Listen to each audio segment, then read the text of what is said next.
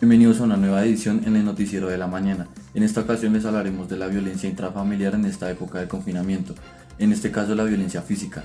Los hechos de violencia pueden ocurrir a cualquier persona, hombres, mujeres, niños, adolescentes, adultos mayores o personas con discapacidades. Usted no tiene la culpa, independientemente de lo que haya sucedido, la violencia no está bien. Por lo general, las personas violentas tienen muchos problemas que les resulta difícil manejar. Este año los casos se redujeron en un 5.1% respecto al 2019. El informe más reciente en medicina legal sobre la violencia intrafamiliar física en el país reveló que este año los casos denunciados, los cuales son 15.440, disminuyeron. Mi compañero Rafael dará a continuación otro tipo de violencia. Así es, Santiago, pese a que el informe detalla que hubo una disminución general de 838 casos, la violencia entre parejas, que es la mayor fuente de agresiones en el país, aumentó en el trimestre un 0.4% y fueron contabilizados 36 casos más, hasta alcanzar los 10.220. En cambio, las agresiones contra menores de edad y adultos mayores disminuyeron respecto al mismo periodo del 2020. Se entiende que el maltrato físico consiste en la agresión intencional generada a través de la utilización de una parte del cuerpo, objeto, arma o sustancia que cause daño. A continuación, mis compañeras Camila y Sara hablarán de otro tipo de violencia, como lo es la violencia psicológica. Muchas gracias, Santiago y Rafael. Y tal como lo mencionaron mis compañeros, en esta edición yo voy a tocar el tema de la violencia psicológica, debido a que no solo los golpes son tipificados como violencia. La violencia psicológica afecta a cualquier persona, en cualquier edad, e incluso puede llevar a muchas personas que decidan acabar con su vida. El maltrato psicológico puede quedarse en distintos ámbitos, no solo en la relación de pareja, sino también en el ámbito escolar, a nivel laboral, así como también a nivel familiar. Mi compañera Sara le dará continuación al tema. Muchas gracias. Gracias, Camila, y muy buenos días a todos nuestros televidentes. Así como mi compañera Camila lo dice, la violencia psicológica afecta a todas las edades y esto genera muchos daños en la persona. La primera consecuencia es una disminución de la autoestima.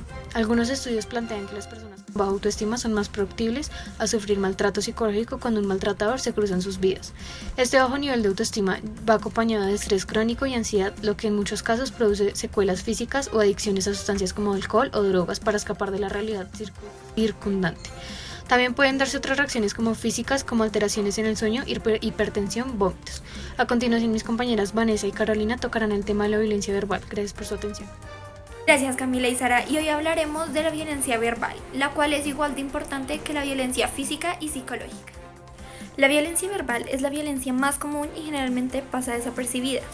Incluye palabras denigrantes que buscan dañar la autoestima y la seguridad de la persona. Este tipo de violencia se presenta generalmente en los adultos y esta se pasa a los niños como si fuera una cadena. Muchas veces los adultos se desesperan y pueden llegar a gritarle a un niño y próximamente el niño comenzará a imitar. Los niños que han sido sometidos a abuso verbal suelen bajar el rendimiento escolar, se perjudican sus habilidades sociales y el niño puede llegar a presentar conductas agresivas y episodios depresivos. Ahora vamos con mi compañera Carolina, quien nos profundizará más sobre este tema. Gracias, Vanessa. Y sí, tal cual lo dice mi compañera, el día de hoy voy a profundizar aún más la información que se tiene sobre la violencia verbal. Cuando la violencia verbal se vuelve algo común en una relación, la persona maltratada ve dañada su autoestima cada vez más. Esto produce una variedad de consecuencias.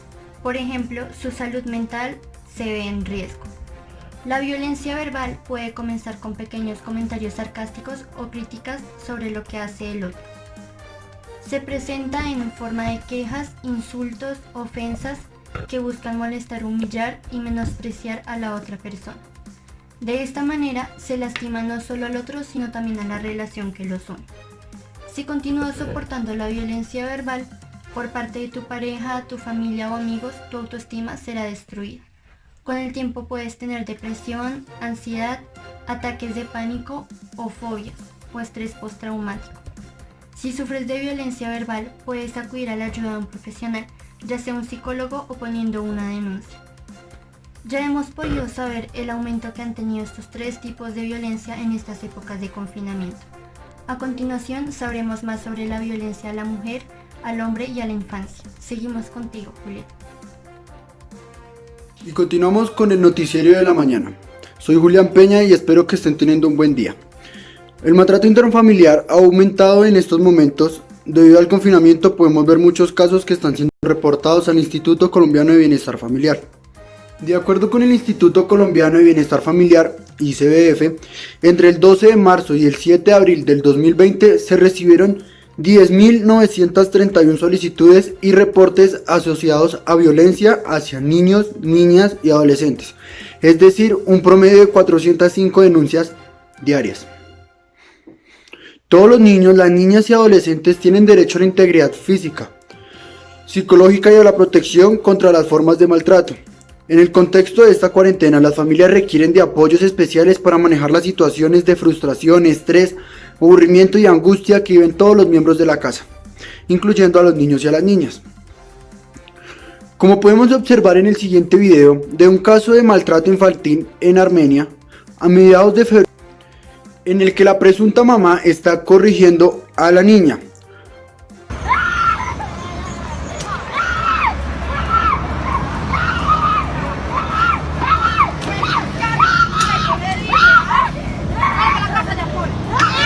Ya no más, no le pegue más, no le pegue, no sea mala madre, no le pegue a la niña así, hombre, o demándeme, o máteme a la cárcel primero, pero no le pegue a los niños.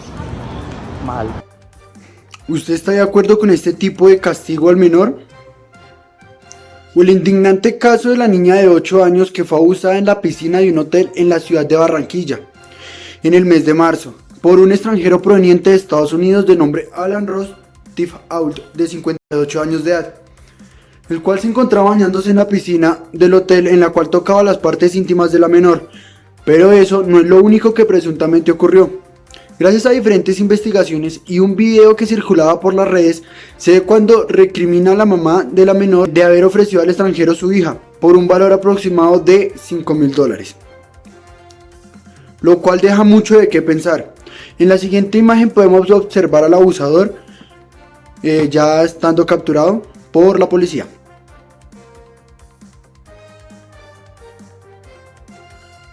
La menor fue colocada en manos del ICBF. Es claro que cualquier abuso o maltrato al menor es indignante, y desde mi punto de vista, estas personas que violan, maltratan de cualquier forma a los niños, niñas y adolescentes, les debe caer todo el peso de la ley. Se ha confirmado que la gran parte de casos de abuso al menor es intrafamiliar, y esta cuarentena ha aumentado esos casos, como el caso de la menor que en medio de una clase virtual fue sometida a golpes por la madre. El estrés de la cuarentena, muchas veces la escasez de dinero o otros problemas, no tiene por qué recaer en los menores, y mucho menos desquitarse con los niños, niñas y adolescentes, como si ellos tuvieran la culpa.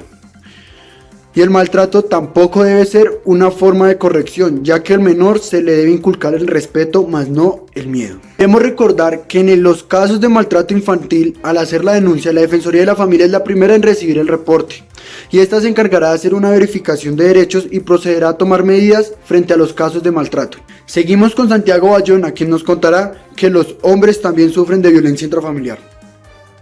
Exactamente, Julián. En el maltrato intrafamiliar se debe agregar el maltrato hacia el hombre. Podemos encontrar que muchos hombres no denuncian el maltrato que sufren por sus parejas debido a problemas de credibilidad, falta de apoyo jurídico, miedo al ridículo y entre otras razones. Y hoy voy a hablar sobre el maltrato hacia el hombre. Debemos relacionar el maltrato intrafamiliar con el maltrato hacia el hombre. Pese a que es una minoría de los casos, también son víctimas de maltrato intrafamiliar.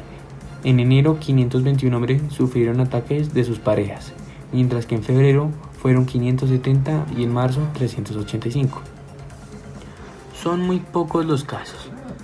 El 95% de los hombres que no denuncian es por tener el estatus de ser hombres. Y el otro 5% pues son los que sí denuncian. Los que no denuncian tampoco denuncian porque no les vendría de agrado o no les gustaría que la gente se enterara que la mujer le pega o lo maltrata. Pero debemos saber que violencia es violencia y no debe ser aceptada en ninguna circunstancia, ya que esto afecta a las personas físicamente y psicológicamente. Muchas gracias. Vamos con Mateo. Gracias, Santiago. Durante los primeros 30 días del aislamiento social se vio un gran aumento de la violencia contra la mujer. En varios casos, la vida de estas mujeres se encuentra en peligro. Se ha confirmado que la mayoría de víctimas de violencia intrafamiliar son mujeres y niñas, y casos como los de Loli Luz, Elin y Edenis, que fueron asesinadas el primer día de aislamiento social. En Colombia se siguen viendo todos los días. Las llamadas de mujeres corriendo riesgo han aumentado un 163%. Una empleada del servicio de una caja de compensación familiar será la mujer que apareció desmembrada entre bolsas para la basura abandonadas en una esquina del barrio La Victoria, de la localidad de San Cristóbal, en el suroriente de Bogotá. Se trataría de Janet Adriana Ponte, de 45 años de edad, que se desempeñaba como jefe de las madres encargadas de suministrar la alimentación a padres de familia que tienen hijos en colegios distritales. Una llegada a la asesinada comentó que por la pandemia, Janet Adriana estuvo rotando por varios supermercados de la capital del país entregando los denominados bonos alimentarios. El pasado miércoles 27 de mayo, la señora Ponte estaba agendada para acudir a una gran superficie del barrio 20 de julio, a donde nunca llegó. Se pudo establecer que Adriana era madre de una niña, vivía con su esposo en una vivienda del suroriente de la ciudad y no tenía ninguna clase de problemas. Por eso se investiga qué tipo de venganza cobraron contra esta mujer. Ya para terminar el noticiero, les queremos recordar los números de emergencia, la línea 153 y 123, en el caso de que estén sufriendo un caso de maltrato o acoso intrafamiliar. Sin nada más que agregar, les queremos desear un gran día.